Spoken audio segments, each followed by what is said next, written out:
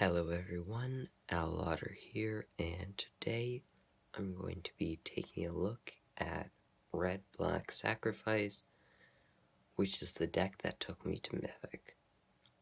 So first of all, the reason I discovered the deck was I was looking on Goldfish for anything interesting in the meta, or cheap that I could build, and I already had some of the cards for this deck. You'll notice that my deck is a little different than the meta version. That's just because it was a little cheaper for me. With my version, I only spent about 10 uncommon wild cards, so you know that's a little cheaper.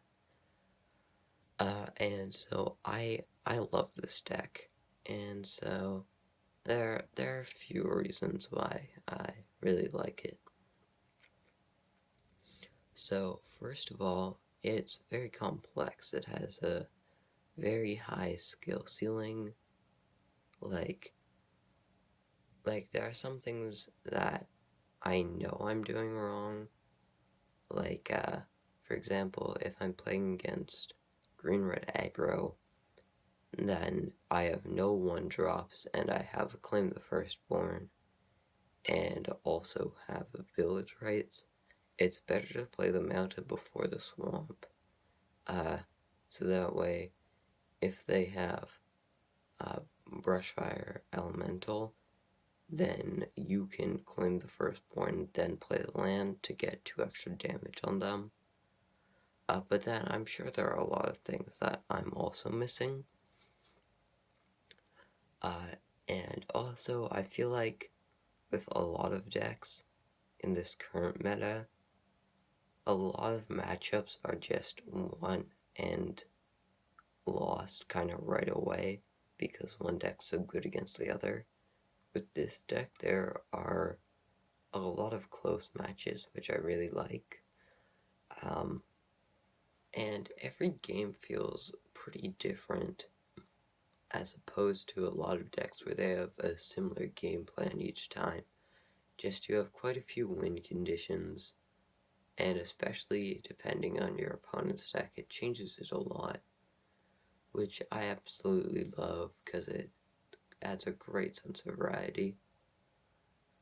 And so now, my biggest piece of advice for you with this deck is to play best of 3. It's so much better than best of 1 for a number of reasons. First of all, with best of 3, in games 2 and 3, you know what hands to mulligan for, but they don't because people do not know how to play against this deck very well because it's kind of weird. Additionally, people don't have sideboard cards for you, really. Like a few decks do, but not really. Many decks can sideboard well against you, and you can sideboard a lot better against them. Alright, so now I'm going to go through the matchup spread of this deck. First, I'm going to be talking about Sultai Yorion, which is the most prevalent deck. I don't care what Goldfish says. And honestly, this match is pretty close. Like, it seems like it really should be a loss, but one thing I've noticed is that this deck is surprisingly good at surviving ultimatums. Also, the Exile Wrath can seem like a problem, but a lot of the time you can sack your whole board in response, basically turning the Exile Wrath into a normal Wrath. Or if you have Plumb the Forgotten, then you just draw back all your cards. But if it was best of 1, it would definitely be a bad matchup against Sultai. But my version of the deck, which I actually think is an improvement over the meta version, like not the whole deck, but this one specific change, which is I have 3 Duress on the sideboard, which is extremely helpful against sultai, because unless they have their massive, like, top end with Epiphany, like Tybalt, Kaora, Bessus, Sea God, and Ultimatums, they're only really running one of the most of those, aside from Epiphany and sultai Ultimatum. So aside from that, you can really outvalue them, which doesn't seem right, but a lot of their value is just in ramp. So you're favored in games 2 and 3 when you have duress. But they are definitely favored in round 1, so I called it 50-50. Next, we have Aggro, which is a very easy win, which is pretty great considering the prevalency of aggro. And just because you have so much life gain, you don't have much removal, but you kind of do in the way of Claim the Firstborn. Also, Eradicator Valkyrie just terminates their deck, because if you claim the Firstborn and then sack to Valk, then you can basically kill their best and worst creature and gain 4 life off one attack, which is kind of nuts. They do have the sideboard tech with Boiling Vortex, but honestly that card seems kind of trash to me. I've been it a bunch of times because here's the thing, their deck's all about going fast, and to use Roiling Vortex, they have to play off curve a lot just to be able to hold mana. But if they ever just let down mana, you can just sack your board to go up to full health and drain them a bunch. Yeah, so I don't think that Cyber Tech really affects you too much. I think it's mostly for mono white anyways. And so then we have Cycling, the most disgusting deck there is that's absolutely brainless, and any cycling players should be skill capped at platinum. And so our deck beats the old version of Cycling, where their win condition was just the Fox, the guy that makes 1/1s, the Damager guy, and Zenith Flare, just because you can gain quite a lot of life. Also, Immerstrung Predator is nice for exiling their graveyard, and you can just generally go faster than them. Also, you could jump block their Fox, but they usually, when they have Fox, it's usually their only creature. So if you claim the Firstborn that and just smack them for a ton, that's pretty strong usually. But unfortunately it's a 50-50 against the new version of the deck, which has like the 1/1 flying token maker thing. I'll probably put the card up on the screen right now. And also the 3 damage to any target thing. It's a 50-50 against that deck. It's really just who draws better there, because most of our interaction against them doesn't really matter. They don't really play interaction, so it's not a fun matchup. And that version of the deck is also pretty much no skill. That's not relevant, but I just want to point that out. Rogues is slightly in our favor.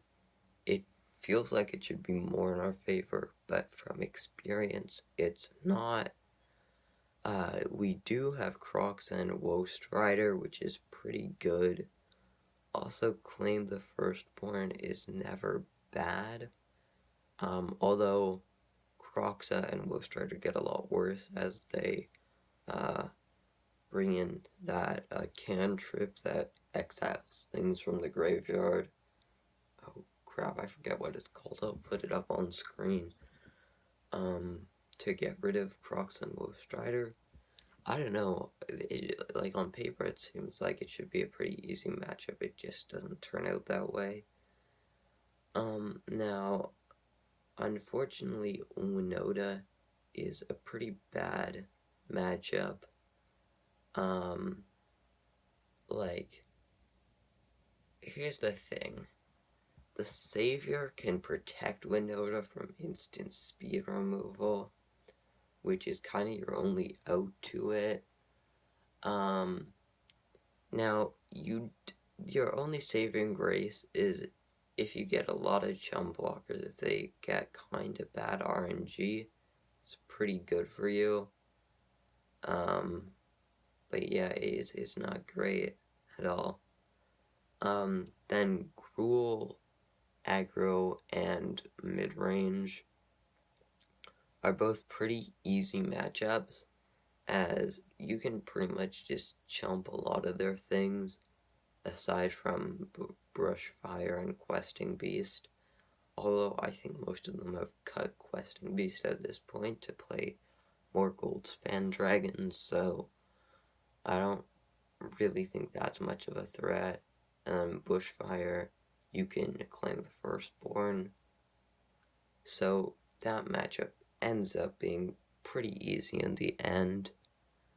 And the final matchup we have to talk about is blue-red midrange, which is probably the worst matchup we have, because we can't really chump block anything, and there's no claim the firstborn targets for game 1, and they also just are win pretty fast. Well, they don't win fast, but like, well, sometimes they do just straight up win fast, but a lot of the time they don't win fast, but they start chaining magnum opuses, which at that point they really have one, even if it takes a few turns. Alright, so those are the matchups, and just very quickly I am going to be going over a few notes. And so, few tips.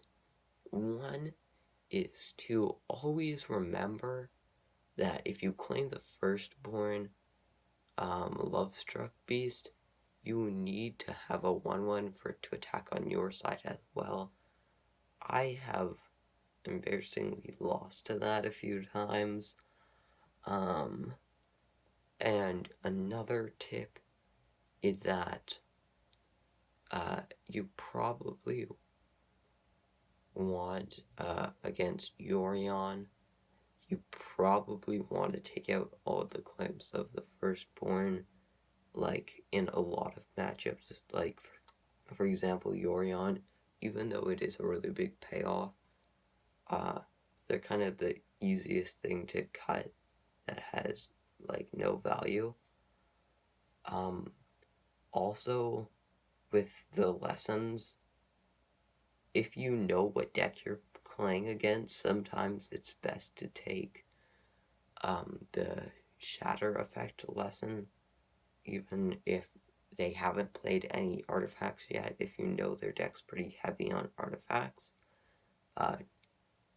or like, it's all situational, of course. Like, if the past one's better, then the past one's better, or whatever. But pre-planning with the lessons, because you don't have that many ways to get them, can always be effective. And I really like this deck. If you want to make it, I would highly recommend it. Anyways, that's it for this video. Please like and subscribe. Thanks for watching all the way through. See ya.